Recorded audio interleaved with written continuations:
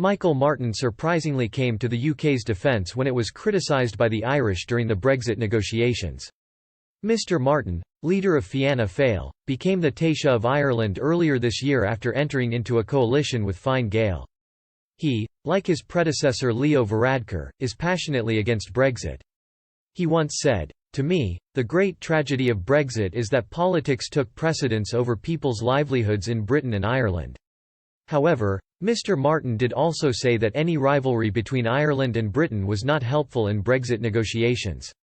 Speaking in 2018, he explained that the Irish desire to have won over on the British is a natural and instinctive one, which is in our DNA.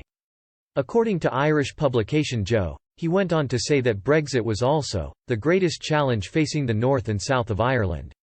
Then the leader of the opposition, Mr Martin, explained how there was a lack of recognition that a bad deal, or even no deal, would seriously damage the Irish economy, and so criticising Britain was only going to hurt Ireland.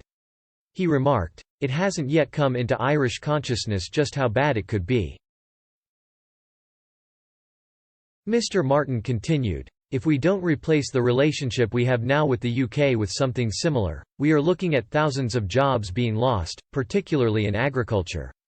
Irish companies will lose market share in Britain if Britain has cheaper imports from other places in the world and if there is a tariff on Irish goods coming into the UK." He even defended former Brexit Secretary David Davis against Irish scrutiny after he faced public criticism for not releasing reports to assess how the UK economy would be affected by leaving the EU. Mr Martin said, "The media here in Ireland went kind of gangbusters saying, wasn't he so incompetent? But Ireland doesn't have any sectoral studies published. I really hope they have them done." He said, "The challenge in the negotiations is to limit the damage." His words contrast with the approach Mr Varadkar took towards the Brexit process.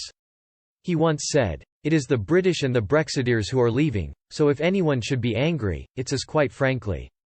Most recently, Mr Martin has been one of the few more optimistic voices in the Brexit negotiations.